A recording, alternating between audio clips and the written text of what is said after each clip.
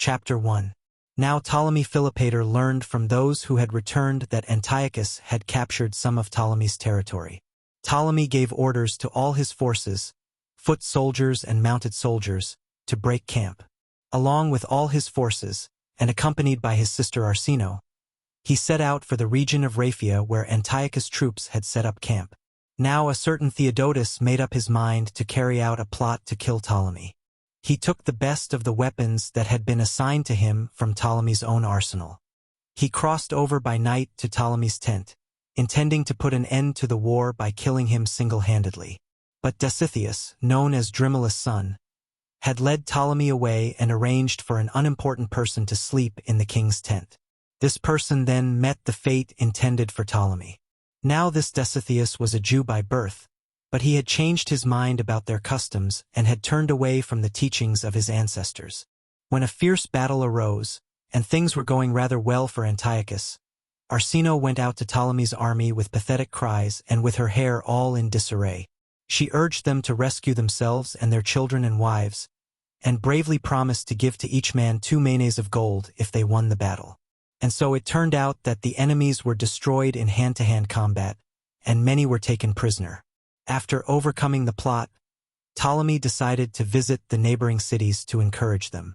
By doing this and by distributing gifts for their sacred shrines, he reassured his subjects.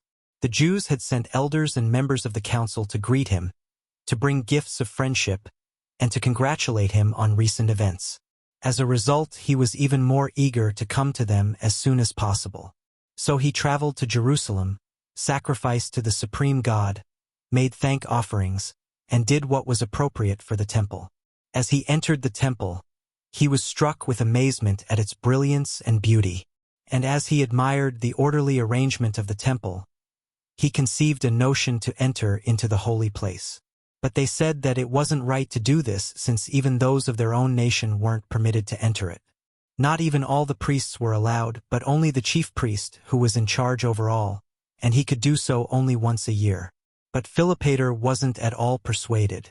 Even after the law was read to him, he continued to claim that it was necessary for him to enter, saying, "Even if those persons are denied this honor, I shouldn't be." He asked why, when he was entering every other sacred place, none of those present prevented him. And someone said, without thinking, that he was wrong to speak of this as a sign. But even if for some reason this were true, Philopator replied, "Why should I, of all people, not enter whether they are willing or not?" But the priests fell to the ground, still in their sacred robes. They filled the temple with crying and tears, praying to the supreme God to help them and to change the mind of the one who was wrongly imposing himself. Those who were left in the city were troubled and hurried out, thinking something mysterious was happening. The young girls who had been kept secluded at home rushed out with their mothers. They sprinkled their hair with dust and began to fill the streets with weeping and groaning. Even the young women who had just been adorned for their weddings left the bridal bedrooms that had been prepared for the marriage night. Neglecting all proper modesty, they came together in the city in a wild rush. Mothers and nurses left newborn children here and there, some in houses, some in the streets, and crowded together into the most high temple without looking back. The people who assembled offered all kinds of prayers on account of the evil plot of the king. Some of the bolder citizens weren't going to put up with his intended plan or fulfill what he had in mind. They rallied each other to attack with weapons and to die courageously for the sake of the law of their ancestors, creating a great uproar in the holy place. The old men and the elders were barely able to restrain them, but turned them at last to the same stance of prayer. Now the crowd in front of the temple was occupied in praying, but the elders standing near the king tried in many ways to turn his arrogant mind from the scheme that he had conceived. But he, being made bold and ignoring all their arguments, began to make his approach, determined to carry out his plan. So when those who were near him saw this, they turned together with the people to appeal to the one who was fully able to come to their aid and not to overlook this insolent transgression. An immense roar went up from the intensity and passion of the crowd's concerted shouting. Indeed, it seemed that not only the people but also the walls and the entire land were echoing, because at that time all were prepared to accept death instead of making the holy place impure. Chapter 2. Then the high priest Simon knelt in front of the temple, extended his hands, and offered this prayer in a dignified manner.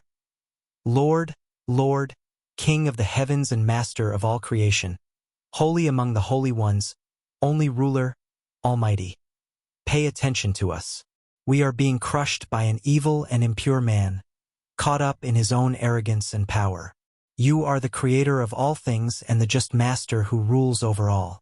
You judge those who act with violence and arrogance. You destroyed those who did evil in the past, even giants. The giants trusted in their bodily strength and boldness, but you destroyed them in a great flood. The people of Sodom acted arrogantly and were notorious for their wicked deeds. You destroyed them with fire and sulfur, making them an example to others for all time.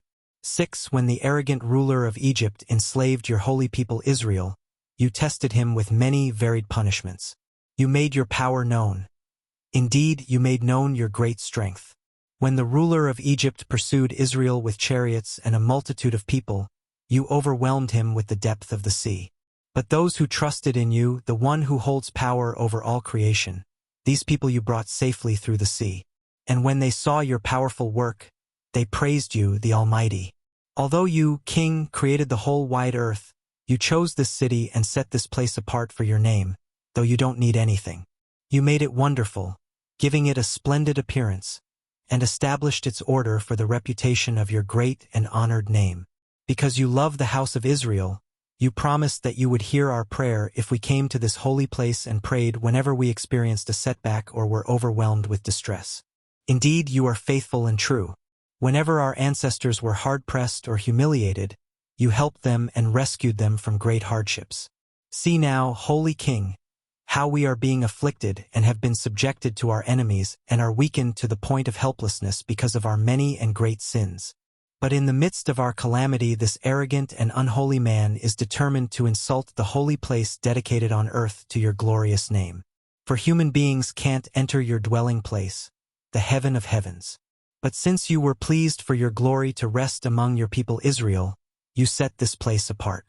Don't take vengeance on us because of the impurity of these people. Don't call us to account because of their pollution, so that the lawless don't boast in their hearts or rejoice in the arrogance of their tongues, saying, "We trampled the house of holiness just as the houses of idols are trampled. Wipe away our sins and scatter our faults to the winds, and reveal your compassion in this hour.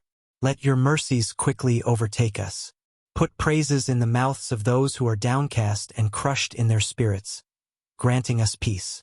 Then the God who watches over all things, the first Father of all, holy among the holy ones, heard this lawful prayer and scourged the one who had claimed too much for himself in his violence and arrogance. God shook him this way and that as a reed is shaken by the wind, with the result that he lay helpless on the ground. His limbs were paralyzed, and he was unable to speak, since he was struck by a just judgment. His friends and bodyguards saw that the punishment that had seized him was severe. Fearing that even his life might fail, they quickly dragged him out, since they were terror-stricken. After a while, the king recovered, and even though he had been punished, he didn't change his heart and mind at all, but went away issuing bitter threats. When he had returned to Egypt, he added to his evil deeds with the assistance of his drinking companions and friends, who were strangers to everything just. He wasn't satisfied with his innumerable indecent acts, but he also advanced to such a degree of impudence that he circulated false reports in the various districts. Many of his friends took note of the king's purpose and followed his lead. He proposed to spread blame publicly against the Jewish nation. He set up a stone near the tower in the courtyard with the following inscription carved upon it: "None who refuse to sacrifice are to enter into their sanctuaries." In addition, all the Jews are to be registered and their property catalogued. Those who object are to be taken by force and put to death. Those who are registered are to be branded on the body by fire with the ivy leaf sign of Dionysus and are also to be assigned to their former, limited civic status. But so as not to seem hateful to all, he added, "But if any of them should prefer to join those who have been initiated into the mysteries, these are to enjoy political rights equal to the Alexandrians." Now some Jews, while pretending to detest the steps to be undertaken for the city's religion, readily surrendered themselves to share in great fame through the association they would have with the king. But the honorable majority were strong and didn't depart from their religion. They bravely tried to save themselves from being registered by resorting to bribes in exchange for their lives. They remained hopeful of obtaining help, and they looked with contempt on those Jews who had deserted them. They considered those who gave in to be enemies of the Jewish nation, and no longer associated with them or offered them assistance. Chapter 3.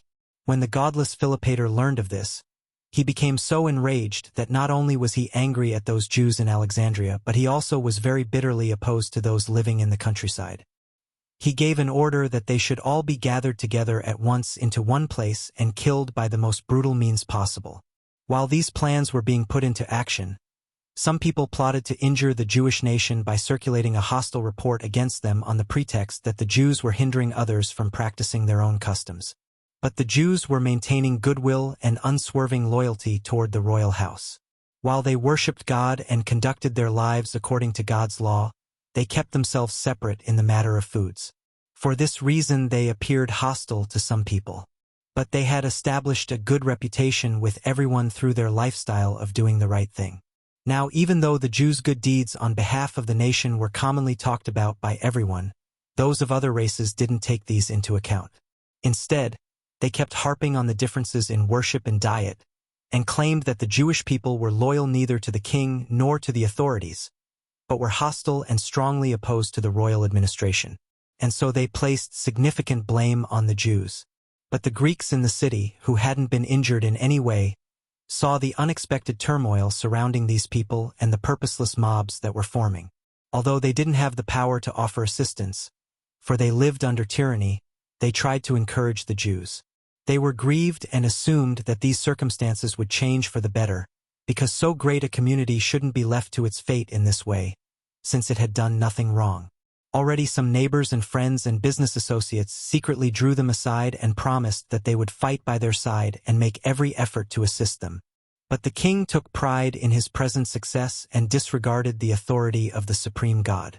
Assuming that he would continue in the same plan without hindrance, he wrote this letter against the Jews.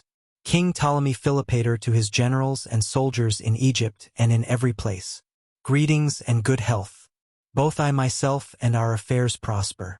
After our campaign against Asia Minor came to a successful conclusion, as you yourselves are aware, with the gods fighting alongside us, we thought that we should care for the nations inhabiting Syria and Phoenicia, not with the violence of the spear but with fairness and much kindness, eagerly treating them well. After we had distributed generous funds to the temples in every city, we proceeded also to Jerusalem. We went up to honor the temple of those wretched people who never cease from their folly. They spoke as if they welcomed our presence, but in fact they acted in a way that was dishonest. When we wanted to enter their sanctuary and to honor it with the most extraordinary and beautiful gifts, they were carried away by their traditional arrogance and prevented us from entering. They were spared a display of our power because of the kindness that we have toward all people. But they made clear their ill will toward us, as the only one of the nations showing such stiff-necked defiance to kings and to their own benefactors. They aren't willing to receive anything as sincere.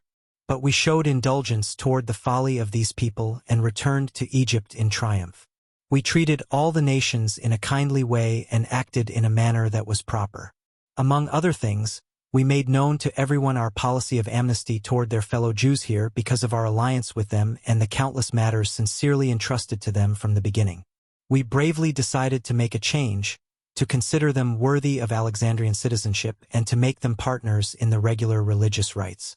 But they received it in a disagreeable manner and rejected what is good in line with their natural spiteful character. Turning continually to what is worthless, they not only rejected the priceless offer of citizenship but also showed their contempt, by what they said and by their silence, for those few Jews among them who favored us with honor. In every case they suspected, in keeping with their most shameful way of life, that we would swiftly reverse the policy. We were fully persuaded indeed by such proofs that these people were ill-disposed toward us in every way. Therefore, we took care so that, if a sudden rebellion should arise against us later, we won't find that we have these evil people at our backs as traitors and uncivilized enemies. We have given an order that as soon as this letter arrives, you are immediately to send to us those Jews who live among you, together with their wives and children, to suffer a certain and shameful death appropriate for enemies. Treat them harshly and abusively, and bind them on all sides in iron chains. We are sure that, when these people have all been punished, the affairs of our state will be established more securely and in a more excellent condition for the future. But whoever shelters any of the Jews, from an elderly person to a child to nursing infants, will be tortured, household and all, with the most horrible punishments. But the one who is willing to give information will receive the property of the person falling under judgment. They will also be given 2,000 drachmen from the royal treasury, and will be rewarded with their freedom. But every place, without exception, where a Jew is discovered to be sheltered, will be laid waste and burned with fire. It will become utterly useless to every living creature for all time. And so the form of the letter was committed to writing. Chapter 4. Wherever this decree was read, a feast was arranged for the Gentiles at public expense with shouts of joy. Their deep, long-standing hatred was now openly being revealed. But among the Jews, there were constant grief, lament, and crying. Everywhere their hearts were on fire as they groaned and bewailed the unexpected destruction that the king had suddenly inflicted on them. What district or city or what inhabited place of any kind, or what streets weren't filled with grieving and weeping for them? They were being sent off together by the generals in every city in a merciless and cruel manner. At the sight of these unusual punishments, even some of the Jews' enemies wept over their most miserable expulsion, for they saw their pitiable state and reflected on the uncertain outcome of life. A multitude of gray-haired, elderly men were being led away, bent over with age, their feet plodding along under the distress of a forced, swift march, with no consideration given to their age. Young women, who had just entered the bridal bedroom for the sharing of life, exchanged joy for weeping and sprinkled dust on their hair that was still wet with perfume. They were led away with their heads bare and began to sing a funeral song together in place of a wedding song, as they were roughly handled by the cruel treatment of a foreign nation. These captives were violently dragged away in public view to be put on board ship. Their husbands, in the prime of their youth, had ropes tied around their necks instead of festive garlands. They spent the remaining days of their wedding festivities weeping rather than celebrating and enjoying youthful amusements, seeing the grave already yawning at their feet. They were driven like animals, constrained by the power of iron chains. Some were fastened by the neck to the ship's benches. Some were secured by their feet with unbreakable shackles. Moreover, they were plunged into total darkness due to thick planks positioned above them so that they would receive the treatment due traders throughout the entire voyage. When these people had been brought to the place called Skydia, and the voyage was finished, just as the king had decreed, Ptolemy ordered the captives to be encamped on the outskirts of the city in the racecourse. This stadium had been built with an immense perimeter and was very well placed for providing a public spectacle to all those returning home to the city and to those setting out from the city into the country for a trip abroad.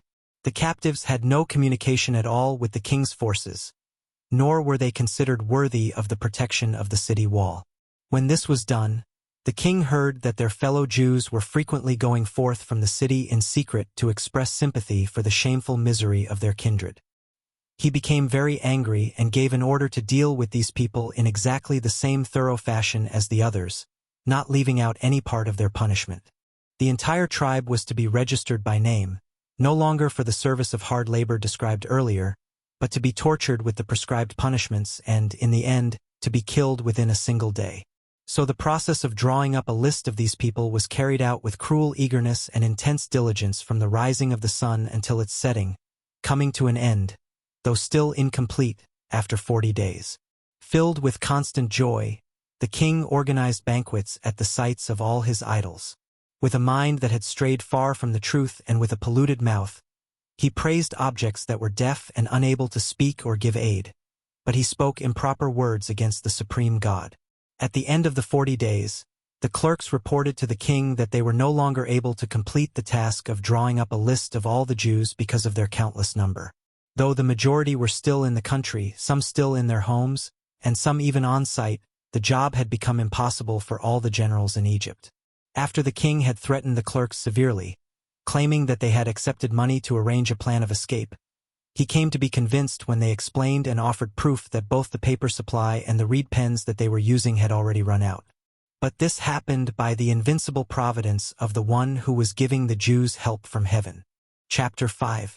Then the king, completely stubborn and filled with extreme rage and bitterness, called for Herman, the elephant keeper. He ordered him to drug all the elephants, 500 in number, with heaping handfuls of frankincense and much unmixed wine on the following day. When the abundant quantity of drink had driven them wild, Herman was to bring them in so that the Jews might meet their doom. When Ptolemy had given these commands, he went back to his partying, having gathered those of his friends and of the army who were especially hostile toward the Jews. But Herman the elephant keeper promptly began to carry out the orders. The servants in charge of the Jews went out in the evening, bound the hands of those enduring this distress, and arranged for their continued custody through the night. They expected that the entire race would come to a ruinous end. To the Gentiles it seemed that the Jews were entirely without refuge, since in their chains, distress surrounded them on every side. But with persistent cries and tears they all called upon their Almighty Lord and merciful God and Father, who rules over every power. They continued to pray that he would turn away the evil plot against them and rescue them with a glorious display of power from their impending fate. So their prayer rose earnestly to heaven. Now when Herman had made the savage elephants drunk so that they were full of a great quantity of wine and drugged with frankincense, he came to the palace courtyard early in the morning to report to the king. But God sent to the king a portion of sleep, the precious creation from before recorded time, granted night and day by the one who gives it generously to whomever he wishes. By the Lord's doing, the king was overcome by a most pleasant and deep sleep, such that he utterly failed in his unlawful purpose and was completely cheated out of his stubborn plan. And the Jews, having escaped the announced hour, praised their holy God and again prayed that the one who is quickly reconciled to his people would show the might of his exceedingly strong hand to the arrogant Gentiles.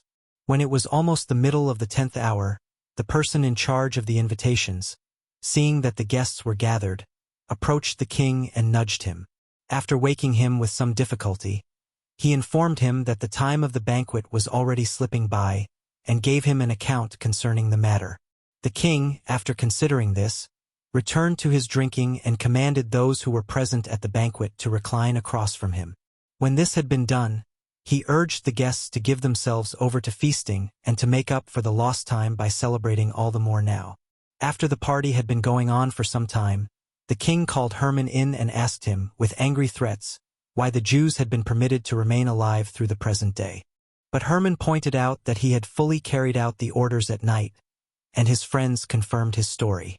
So the king, with a savagery worse than the tyrant Phalaris, said that the Jews could be grateful for today's sleep, but tomorrow, he said, without delay, prepare the elephants in the same way for the destruction of the unseemly Jews. So the king spoke, and when all those present gave their unanimous approval readily and joyfully, they all departed for their own homes. But they didn't spend their night sleeping so much as devising all kinds of insults for those who seemed to be doomed. By dawn, when the roosters began to crow, Herman had outfitted the beasts and started them moving along in the great colonnade. Crowds of people from throughout the city gathered for the most sorry spectacle and were eagerly awaiting the early morning. The Jews were at their last gasp since time was short. With tearful prayer and mournful sounds, they stretched out their hands to heaven and begged the supreme God to help them again quickly. Before the rays of the sun were scattered across the sky, while the king was receiving his friends, Herman approached him and invited him to come out, indicating that the king's desire was ready to be put into action. When he heard this, the king was surprised at the unusual invitation to come out from the palace. He was completely overcome by confusion, and he asked what it was that they had worked so hard to prepare for him. Now this was God's doing, the God who is Lord over all things, who had placed in the king's mind forgetfulness of the schemes that he had previously devised. Herman and all the king's friends pointed out, "The beasts and the forces have been prepared, your majesty, according to your careful plan." But at these words the king was filled with extreme wrath because the providence of God had scattered every thought of his concerning these matters. He glared threateningly at Herman and said, "If your parents or children were here, I would have them prepared as a lavish meal for wild animals instead of the Jews. They are blameless as far as I'm concerned, and have demonstrated constant loyalty above all others toward my ancestors. Indeed, if it weren't for the affection of our common upbringing and your service, you would have been deprived of life instead of them." So Hermann endured an unexpected and dangerous threat, and his eyes and face showed his dismay. One by one the king's friends slipped away sullenly, and the guests were dismissed, each to his own business. Now when the Jews heard about what the king had said, they praised God, the Lord, the King of Kings, who had made his power apparent in giving them this assistance. Now the king resumed the entire banquet, according to the same rules, and began inviting the guests to return to their celebration. He summoned Hermann and said with a threat, "How often, you sorry creature, must I command you concerning these same matters? Equip the elephants yet again for the destruction of the Jews tomorrow." But the king's officials, who were reclining at the table with him, were taken aback by his unstable mind and began to protest as follows: "Your Majesty, how long will you test us, as though we were fools, giving an order a third time to destroy the Jews and again reversing your decisions? As a result, the city is in an uproar because of its expectation. It is already swarming with mobs and is very much at risk of being plundered." At that point the king, a Phalaris in every way, was filled with madness and gave no thought at all to the change of heart that had come about in him concerning the punishment of the Jews. He firmly swore an irrevocable pledge that he would send these people to the grave without delay, mangled by the knees and feet of the beasts. He swore he would march against Judea and swiftly burn it to the ground with fire and spear. Their temple, which he hadn't been allowed to enter, he would level with fire, ridding it forever of those who performed sacrifices there. Then the friends and officials departed with joy and confidently assigned the armed forces to the places in the city that were best for keeping watch.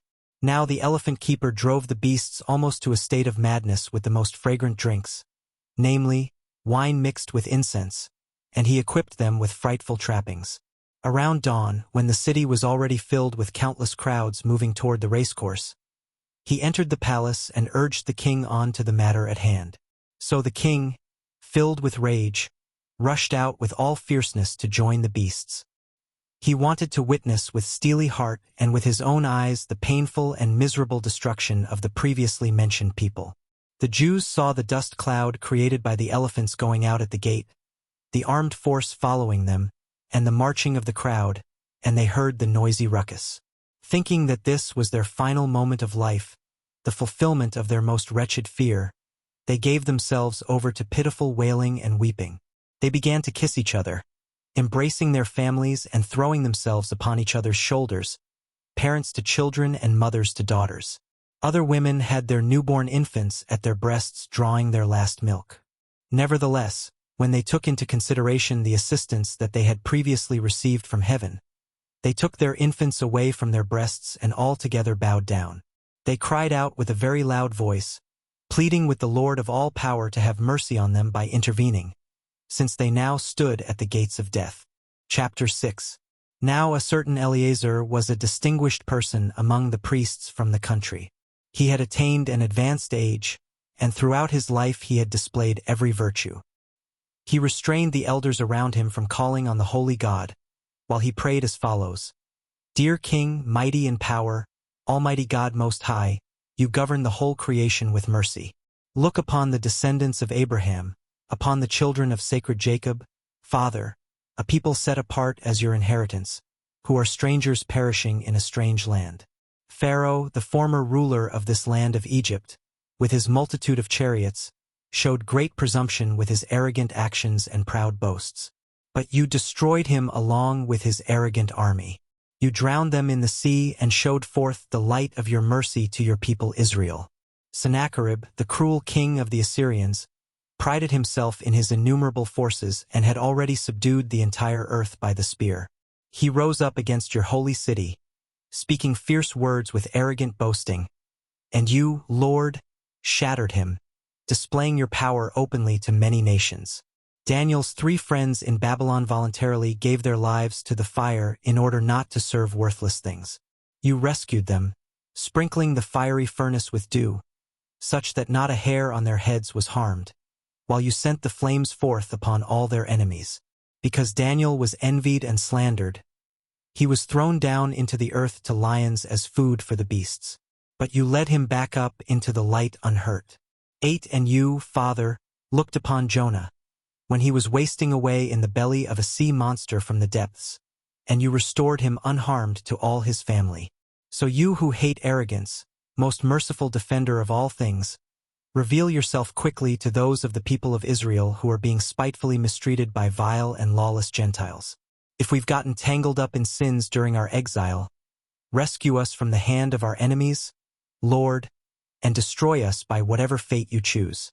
Don't let these empty-headed people praise their empty gods for the destruction of your dearly loved people, saying, "Not even their God rescued them, but you, who have all might and all power, Eternal One, look upon us now. Have mercy on us who, by the senseless arrogance of lawless people, are being deprived of life as if we were traitors. Let the Gentiles tremble in fear today at your matchless power. Honored One, you who possess the power to rescue the people of Jacob. The entire multitude of infants and their parents is begging you with tears. Let it be shown to all the Gentiles that you are with us, Lord, and you haven't turned your face away from us. But just as you have said, not even when they were in the land of their enemies did I neglect them. So bring it to pass, Lord." Now as Eleazar was concluding his prayer, the king arrived at the racecourse with the beasts and all the arrogance of his power. When the Jews saw this, they cried out to heaven so loudly that even the nearby valleys echoed, putting the army into a panic. Then the most glorious, almighty, and true God showed forth his holy face and opened the heavenly gates. 2 glorified angels of frightful appearance descended, visible to all except the Jews. They opposed the power of the enemies, filled them with confusion and dread, and made them freeze in their tracks as with shackles. Even the body of the king gave a slight shudder, and he forgot his sullen arrogance. The elephants turned back on the armed forces that were following them, and they began to trample and destroy them. The king's anger was changed into pity and tears because of the schemes that he had previously devised. When he heard the loud cry and saw the Jews all lying on the ground awaiting destruction, he wept and violently threatened his friends, saying, "You have used your power badly and acted more savagely than tyrants. You are now attempting to rob even me, your benefactor, of my rule and my life. Secretly you devise things that are of no advantage to the kingdom. Who has driven from their homes those who have faithfully commanded the fortresses of our country? Who has senselessly gathered them all in this place? Who has so unjustly rewarded those who from the beginning differed from all the nations in their goodwill toward us in every way, and who often have taken upon themselves the worst human dangers by mistreating them on every side? Release them from those undeserved chains.